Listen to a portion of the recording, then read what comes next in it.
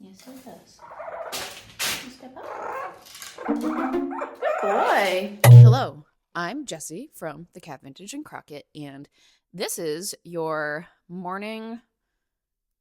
I'm not sure what it is yet, actually, but everything is changing so much with social media, and I've been on social media for probably 20 years. Yes, I go back to Lipstick Club, Melodrama, Friendster days. Like, I've been on every platform. And what I've noticed is that they mostly all eventually disappear. And the following you had, the community that you build kind of disappears with it unless you're really good at retaining interest in whatever it is you're doing. And for myself as an artist, oh no, there's somebody going to our free Blockbuster, but there's no tapes in it right now. That's what I'm doing after this, is putting a whole new selection of tapes.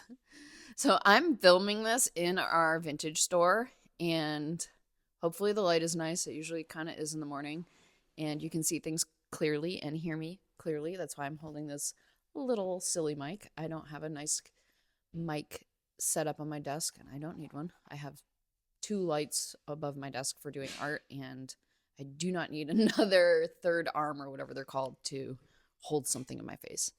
So I'm going to use this little mic. Anyway, what the fuck was I talking about? That guy, he distracted me doing his thing in public like he's allowed to do. Oh yeah. So I've been on social media for 20 years. I've also created content throughout that time, at sometimes more than others. I've put myself personally out there, sometimes more than others. I've worked with other artists. I've worked for other companies and brands doing their content creation, from blogs to social posts to even ads for TV. So I've been out here doing this for a long time.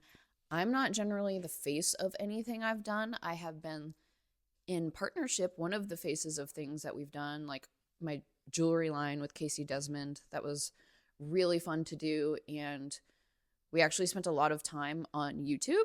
That was one of our social media platforms of choice that we focused on, because our concept was to not only make jewelry that was different and interesting, but it was to share with people what our inspiration was and where we came up with these ideas through our adventures to these weird places together. And yeah, so we did a lot of vlogging. Not a lot, but we did vlogging.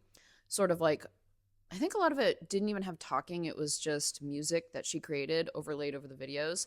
But we also partnered with some YouTube people that had a bigger following, and that exposed me on this platform, or on the YouTube platform, to a different type of community, or at least a different type of engagement that I was not used to.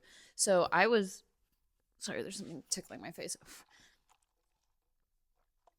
I was more active on platforms where you basically were yourself. Like, whatever your profile was represented you. They were a lot more social. They were less entertainment and brand based. So a lot of the engagement that I got was more personal. And I got a lot of negative feedback, but I could at least place it to what felt like an individual's opinion. Whereas on YouTube, we got the most random, absurd comments on videos that we did with these bigger creators. Like, they were so weird to me. Like, things that were like, I remember one that was some guy pretending that he grew up with me and went to high school with me, and that I was like a total party slut or something, like something totally ridiculous. And it was so funny because I went to a very small high school with very few people, and maybe one of my former classmates that, mind you, I only went to school with for 3 years because I graduated early, found this random YouTuber's video where I'm in the background not even really talking, and thought to comment a completely made up story about me. But what I noticed was there was a lot more accounts that just were totally bizarre to engage with. Like, creating the community was very challenging for me because I was like, what the fuck? And then they would comment. There were so many. Oh my God. We used to save folders called Don't Read the Comments. That was like, obviously people that hated us from years ago for some reason or whatever it was, but like making up weird lies or just doing it because they're bored. There's no reason at all. Or saying like the most crude, weird things that they did this thing to us all the time where they would kind of force this like, do I like her, the blonde, or her, the redhead, all the time. And it was so bizarre because they would be like, you know, the girl with the red hair is really much better. Just out of nowhere. Like, nobody fucking asked. Who cares? Anyway, it was a type of engagement that I really didn't like, so I backed off of YouTube. Now that I've been on other social stuff, worked for more brands, done this more, like that type of stuff, I literally don't care. And it makes me laugh, actually. I find it extremely funny. So it's fine with me. It doesn't bother me anymore. And I want to make sure I'm still telling and engaging with an audience and building a community around all of the stuff that we do here, which is not only vintage and antiques and oddities and curiosities, but we do a lot of art.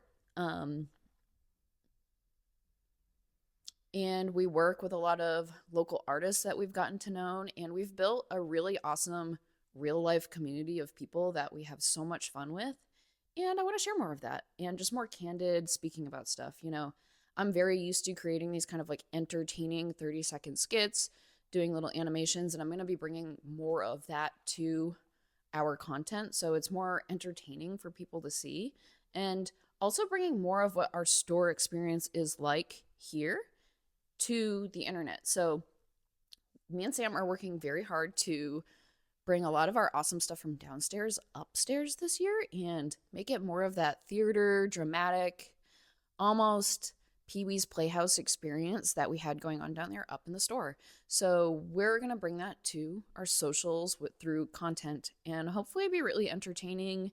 Hopefully, you know, of course, get you to go to our website, check out all the cool stuff we have, but also provide a value in a different way that isn't just like selling stuff at our store or e-commerce, but providing a value and showing you how awesome and entertaining that we can be and people in our community. I mean, we have the real Howard the duck here at the store. We have amazing neon filling our store done by local legends, dare I say. Some of the teenagers have come in and even told us our dear friend has lore. He's that cool.